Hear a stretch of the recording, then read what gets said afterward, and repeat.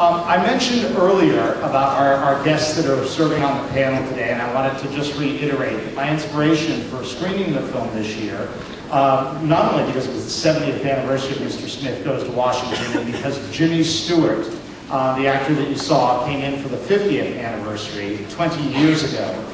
I was looking for a reason to screen this and discovered it when I picked up the Sunday Washington Post and read an article by Liza Mundy, which talked about the 70th anniversary and the reaction that the film had when it was first screened before Congress, and also talked about who the political heirs are of Jefferson Smith over the last years and today. And I thought, what an interesting subject for a panel discussion. And to that end, have invited Liza Mundy to come and talk about that, and Candy Crowley from CNN, and Maria DiBattista, who is our film fellow this year from Princeton University. And so I'd like to bring up Liza and Candy and Maria now, and thank you very much for joining us.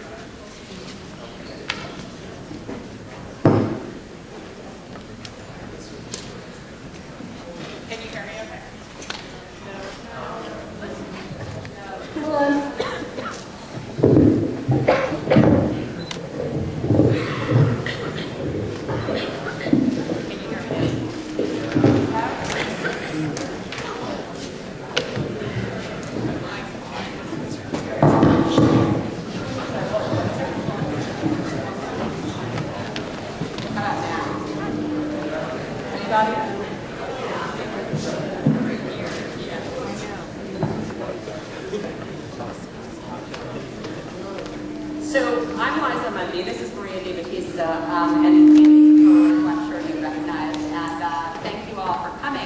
I'm going to try to speak as little as possible because I'd like to hear what they have to say. But I'll just to start off say that I was assigned actually as a sort of an anniversary piece to try to write about and think about Mr. Smith Goes to Washington, and hadn't seen it in a long time, so I watched it a number of times and then did some research to find that it premiered in Washington, D.C., and it was a really, really big deal.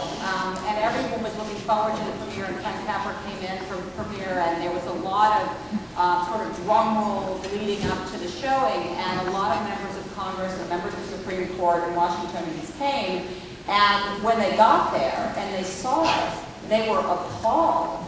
And some people walked out, and many members of Congress were very offended by the way that Washington was portrayed in the film and the corruption of the lawmakers. Apparently, maybe this was a new idea at the time.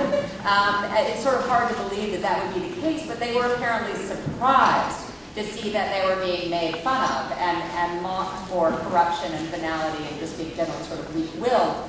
And members of the media were also offended because they were portrayed, among other things, as always having a drink in their hand, and being sort of, rowdy and carousing, and also sort of making Jefferson Smith's life miserable there at the beginning. So Washington was really not happy with the portrayal of itself, and that sort of lasted for a little while. But it was interesting to see how very quickly politicians who were coming into Washington began invoking Mr. Smith as sort of their ideal of the principled outsider coming into Washington to clean everything up. And what's interesting to see is that lawmakers from both parties would do this. And when Ronald Reagan was campaigning, he would invoke not only Mr. Smith, but some of the other Capra-esque heroes who were sort of the outsider taking on not just Washington, but sort of taking on the liberal elite, the corrupt metropolis. So you see conservatives being able to invoke this idea, that's very much, I think, in play now as well, of you know, a Beltway insiderness and also the media being sort of part of this grand conspiracy. But you can also see liberals invoking it or being compared. Barack Obama was compared a number of times to Jefferson Smith, and may in fact have encouraged this comparison when he went to the Lincoln Memorial before his inauguration, along with his family. And some people wondered if he was trying to sort of cultivate the image of Jefferson Smith. But at the same time, during this past presidential campaign, Sarah Palin got compared to Jefferson Smith a number of times, because like Jefferson Smith, she comes from, you know, a state far, far away from Washington, and she's very comfortable with sort of hunting and fishing and being from the land. And so it's interesting to see. Actually, my favorite example, though, was a lawmaker in the Colorado legislature who kicked a photographer during his swearing in. He didn't want to be photographed, and he was so incensed that he actually kicked the news photographer. And he eventually got censured and voted out of office. But he compared himself he tried to compare himself to Jefferson Smith because, you know, he punches out the news guys at one point. And so he tried again to portray himself as just sort of this principled politician taking on the news media.